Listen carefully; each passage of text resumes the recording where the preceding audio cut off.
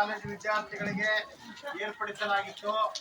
ಈ ಒಂದು ಪಂದ್ಯಾವಳಿಯಲ್ಲಿ ಮೊದಲನೇ ಸೆಟ್ಟಿನಲ್ಲಿ ಬಹಳ ಅತ್ಯುತ್ತಮವಾಗಿ ಫಾತಿಮಾ ಕಾನ್ವೆಂಟ್ ಮಕ್ಕಳು ಪದವಿ ಪೂರ್ವ ಮಕ್ಕಳ ಜೊತೆಗೆ ಸೆಣಸಾಡಿ ವಿಜೇತರಾಗಿದ್ದಾರೆ.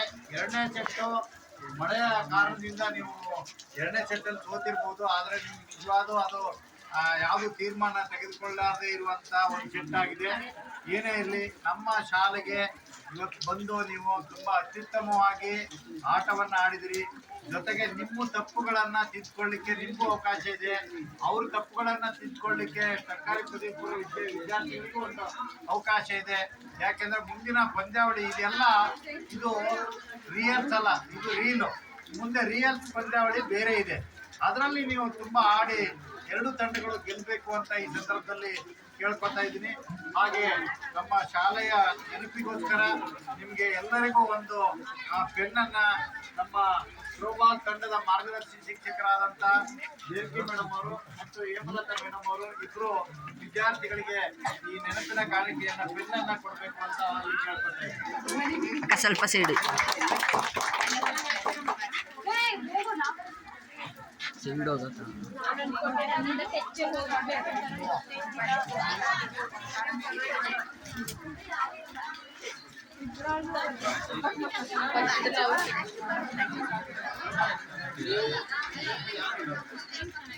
ಯಾರಿಗೆ ಸಿಕ್ಕಿಲ್ಲ, ಯಾರಿಗೆ ಸಿಕ್ಕಿಲ್ಲ, ಎಲ್ಲರಿಗೂ ಸಿಕ್ಕಿದ್ಯಾ? 15 ಜನ ಬಂದಿದ್ದೀರಾ? 15 ಜನ. ಹಾಗೆ ಈ ಒಂದು ಪಂದ್ಯಾವಳಿಗೆ ವಿದ್ಯಾರ್ಥಿಗಳನ್ನ ಕರೆದುಕೊಂಡು ಬಂದಂತ ಶ್ರೀಯುತ ಸಂತೋಷ್ ಸರ್ ಅವರಿಗೆ ನಮ್ಮ ಶಾಲೆಯ ನೆನಪಾಗಿ ಒಂದು ಪೆನ್ನನ್ನ ಕೊಡ್ತಾ ಇದ್ದೇವೆ.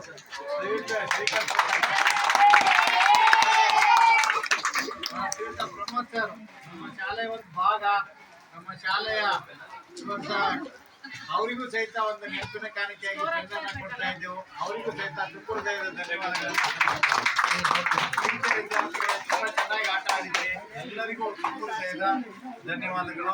ಯಾಕೋ ಮಳೆ ಅಡೆತಡೆ ಮಾಡ್ತೀನಿ, ನಿಮ್ಗೆ ಬಿಸಿಲಿತ್ತು ನೋಡಿ, ನೀವು ಬಂದ್ಮೇಲೆ ಮಳೆ ಆಗಿದೆ. ಮಳೆ ಬಂದ್ರೆ ನಿಮ್ಗೆಲ್ಲ ಇಬ್ಬರು ಎರಡು ತಂಡಕ್ಕೆ ಒಂದು ಶುಭ ಸಂಕೇತ ಅಂತ ಅನ್ಕೊಳ್ಳಿ. ನೀವು ಮುಂದಿನ ಹಂತದಲ್ಲಿ ತಾಲೂಕಿಗೆ ನೀವು ನಿನ್ನೆ ತಂಡ ಖಂಡಿತ 100ಕ್ಕೆ ಹೋಗುತ್ತೆ ಅನ್ನುವಂತ ಭರವಸೆ ಮಾತನ್ನ ಕೊಡ್ತಾ ಇದ್ದೀನಿ. ನೀವಿಬ್ಬರು ತಾಲೂಕು ಹಂತದಲ್ಲಿ ಭೇಟಿ ಆಗೋಣ ಅನ್ನುವಂಥ ಮಾತನ್ನ ಈ ಸಂದರ್ಭದಲ್ಲಿ ಹೇಳ್ತಾ ಇದ್ದೀನಿ. ಎಲ್ಲರಿಗೂ ಶುಭವಾಗಲಿ. Thank you.